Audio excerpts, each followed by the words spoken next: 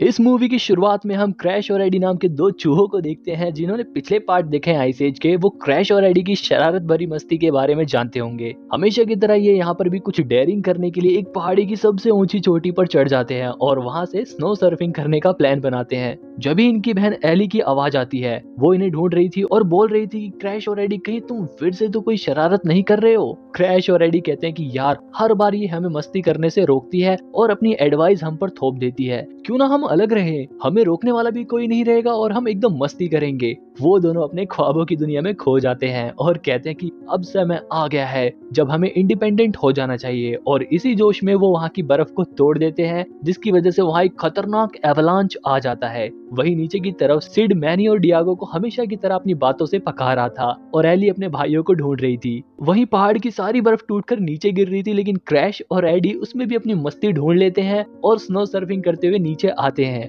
उनकी इसी मस्ती के चक्कर में इन सबका समर कैंप एकदम तहस नहस हो जाता है, जिसे बनाने में इनको लगभग पूरा स्प्रिंग का सीजन लग गया था। मैनी काफी नाराज हो जाता है और वो क्रैश और एडी को उनकी शरारत के लिए डांटता है, लेकिन एली अपने भाई क्रैश और एडी की साइड लेती है और कहती है कि बस ये एक एक्सीडेंट था, तुम्हें इतना ओवर रिएक्ट करने की कोई जरूरत नहीं है।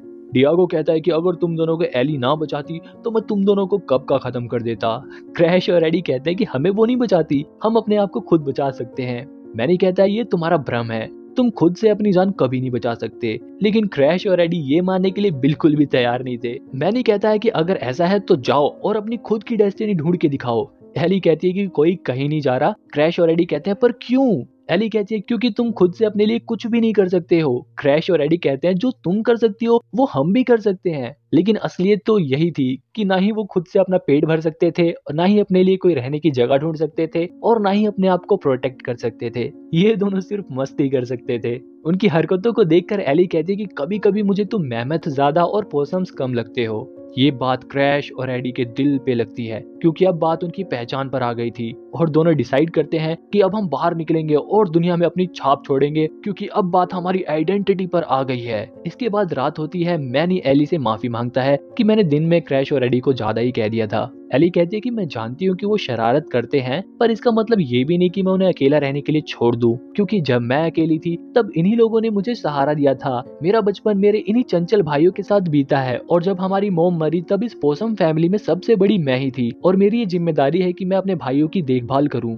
इसके बाद ये सभी लोग सो जाते हैं, और जैसे ही ये लोग गहरी नींद में पहुंचते हैं, क्रैश और एडी मौके का फायदा उठाते हैं और वहां से निकलने की तैयारी करते हैं। लेकिन वो बिना अपनी बहन एली को गुड बाय किए नहीं जाना चाहते थे, इसलिए वो आखिरी बार अपनी बहन को गुड बाय करते हैं और वहां से चले जाते हैं। अगले दिन सुबह होती है। एली देखती है कि आज तो एकदम कोई भी तोड़फोड़ नहीं हुई और इतनी शांति कैसे है। वो समझ जाती है कि क्रैश और एडी यहाँ से चले गए हैं। एली मैनी के ऊपर गुस्सा करती है कि तुम्हारी वजह से मेरे भाई यहाँ से चले गए, सब तुम्हारी वजह से हुआ है। सिड कहता है कि मैनी की इसमें कोई गलती नहीं है, वो तो खुद ही ये प्रूव करना चाहते थे कि वो अकेले रह सकते हैं। मैनी एली से कहता है कि कोई बात नहीं। इसके बाद ये सभी क्रैश और एडी को ढूंढने के लिए निकल जाते हैं। वही क्रैश और एडी एकदम आजादी से मस्ती कर रहे थे, और फिर से मस्ती के चक्कर में ये दोनों लोस्ट वर्ल्ड में पहुंच जाते हैं। क्रैश और एडी पहचान जाते हैं कि ये जगह लोस्ट वर्ल्ड है।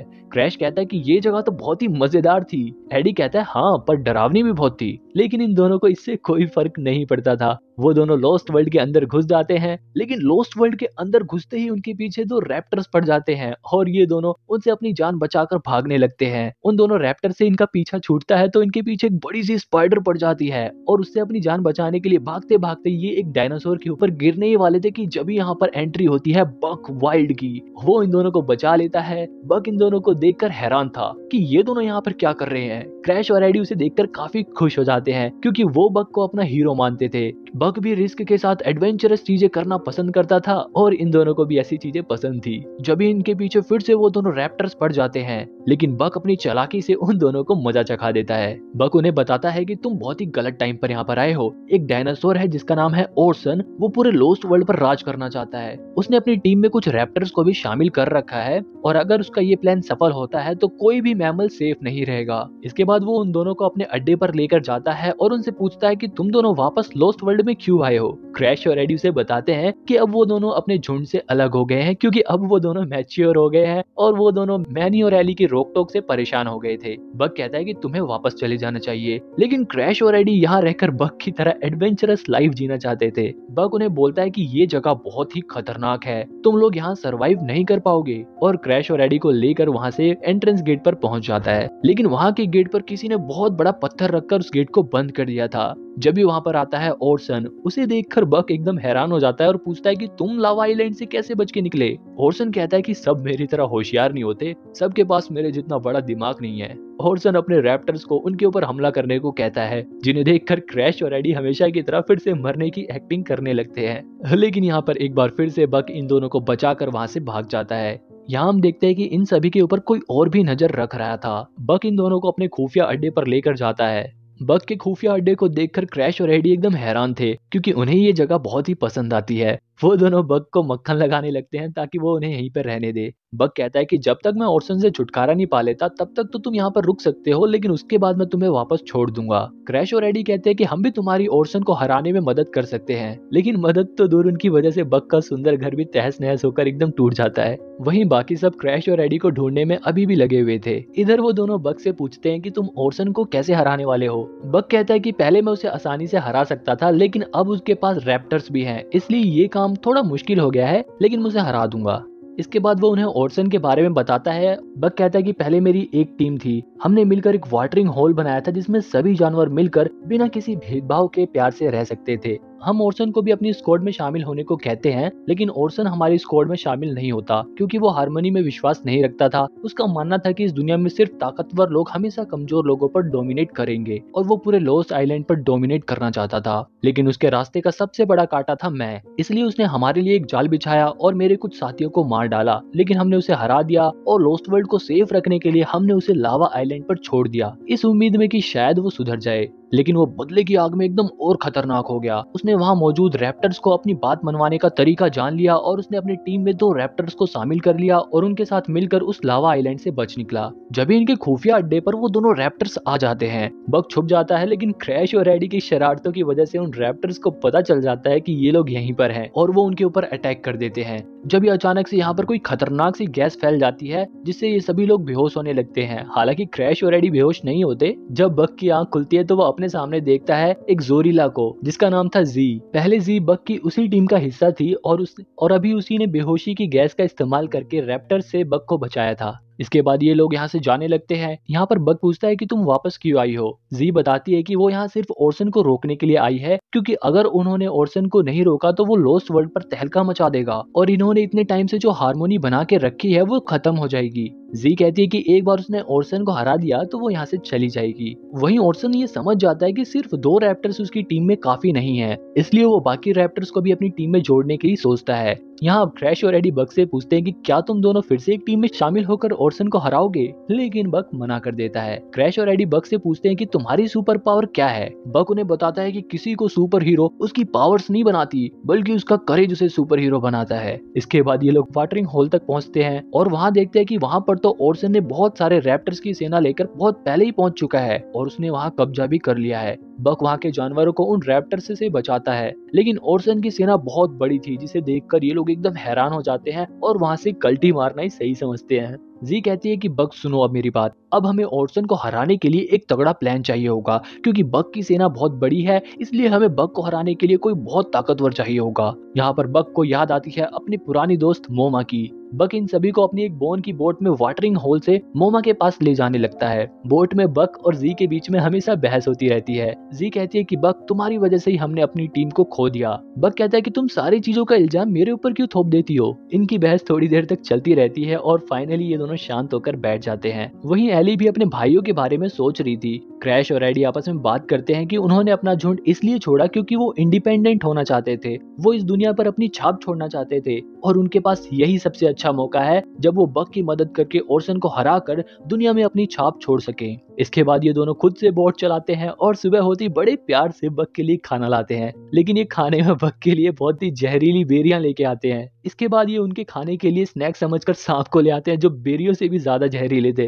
फिर ये छोटे छोटे लिजर्ड को लेकर आते हैं जिनके मुंह से आग निकलती थी। वो कहते हैं कि देखो कितने क्यूट हैं ये, हमें इन्हें अडॉप्ट कर लेना चाहिए, लेकिन वो लिजर्ड बक के बाल को ही जला देते हैं। इसके बाद ये लॉस्ट लगून से मोमा के पास पहुंच जाते हैं। ये वही डायनासोर है जिसे हमने Ice Age the Dawn of the Dinosaur के पार्ट में देखा था। बक मोमा से मदद मांगता है, लेकिन मोमा के दांतों में दर्द था, इसलिए वो मना कर देती है। यहाँ पर जी मोमा को बेहोश कर देती है और बक उसके टूटे हुए दांत को निकाल देता है, जिसकी वजह से मोमा के मुंह में दर्द हो रहा था।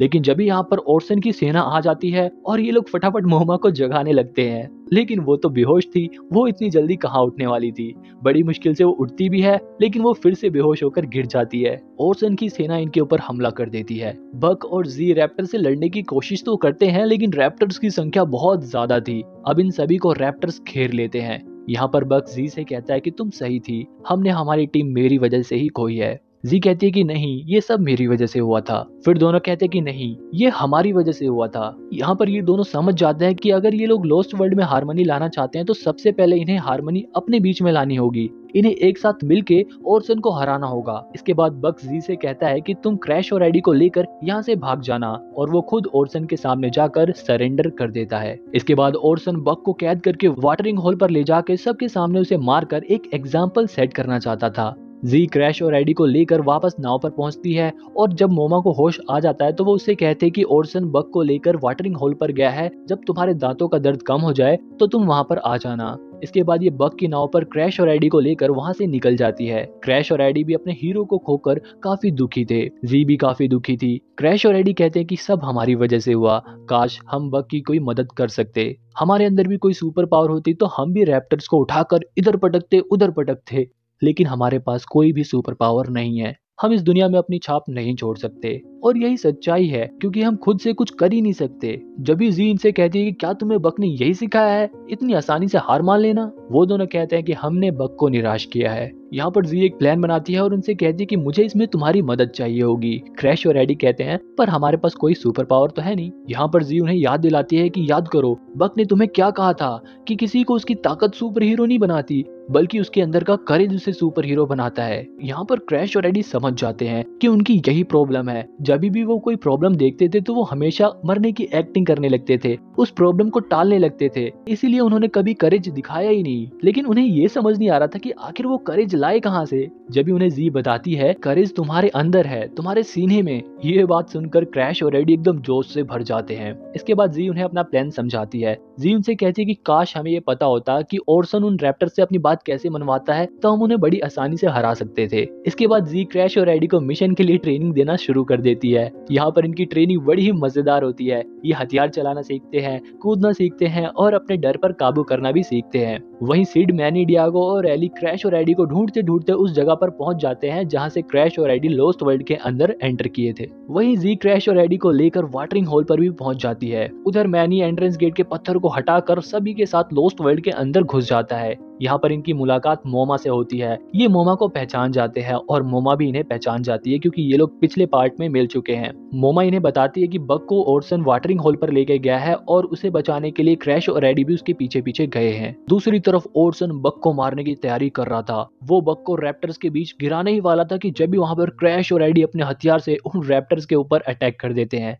बक उन्हें देखकर बहुत खुश होता है। जब भी जी भी वहां पर अपनी बेहोशी वाले फ्रूट गैस को उन रैप्टर्स के बीच में फैला देती है। दूसरी तरफ मैनी और बाकी सभी मोमा के साथ वाटरिंग होल की तरफ तेजी से बढ़ रहे होते हैं। ओरसन बक को नीचे गिरा देता है। बक नीचे गिरने ही वाला था कि जब भी एन मौके पर जी वहां पहुंचकर बक को नीचे गिरने से बचा लेती है। जी कहती है कि तुमने हमें बचाने के लिए ओरसन के सामने सरेंडर क्यों किया। यहाँ पर बक कहता है क्योंकि मैं जानता था कि तुम मुझे बचाने जरूर आओगी। इसके बाद ये दोनों मिलके उन रैप्टर्स की बैंड बजाने लगते हैं। जब यहाँ पर एली, मैनी, सिड, डियागो ये सभी भी पहुंच जाते हैं और वो क्रैश और एडी को देखते हैं कि वो दोनों रैप्टर्स को सही मजा चखा रहे थे। ये सभी क्रैश और एडी को देखकर एकदम हैरान थे। इसके बाद ये सभी भी रैप्टर्स को मारने लगते हैं। वहीं बक और जी भी रैप्टर्स को मारते हुए ओरसन के पास पहुंचते हैं। यहाँ पर बक ओरसन को समझाता है कि लॉस्ट वर्ल्ड किसी के राज करने की जगह नहीं है, लेकिन ओरसन नहीं मानता और वो बक से लड़ने लगता है। बक अभी भी ओरसन को और समझाने की कोशिश करता है। वहीं क्रैश और एडी अभी भी रैप्टर्स को सही मजे चखा रहे थे, लेकिन एन मौके पर उनकी बुलेट्स खत्म हो जाती हैं और उन दोनों को बहुत सारे रैप्टर्स घेर लेते हैं। ओरसन आग जला के फिर से रैप्टर्स को हिप्नोटाइज कर लेता है और उन सबको मारने का ऑर्डर दे देता है। यहाँ पर क्रैश और एडी समझ जाते हैं कि ये रैप्टर्स आग की वजह से हिप्नोटाइज होकर ओरसन की बात मानते हैं।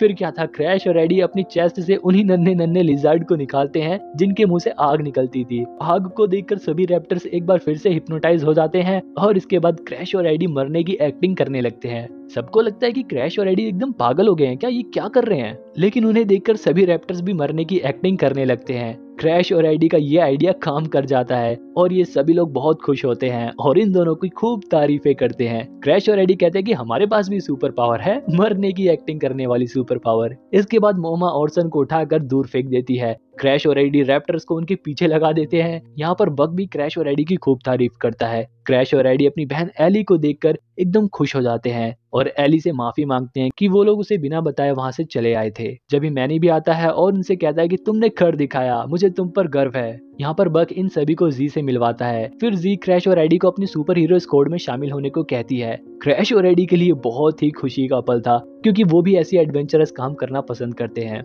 वो एली को मनाते हैं कि वो इन दोनों को यहीं पर रहने दे। एली मान जाती है और इसके बाद क्रैश और एडी भी बग और जी के परिवार का हिस्सा बन जाते हैं। यहाँ पर क्रैश और एडी आखिरी बार अपनी बहन को गुड बाय करते हैं। हालांकि बीच बीच में वो अपनी बहन एली और बाकी सबसे मिलने जाया करते थे। यहीं पे ये शानदार मूवी खत्म होती है। आप मेरे को कमेंट में बताना आपको सबसे अच्छा सीन कौन सा लगा और ऐसे ही मूवीज देखते रहने के लिए चैनल को सब्सक्राइब कर लो।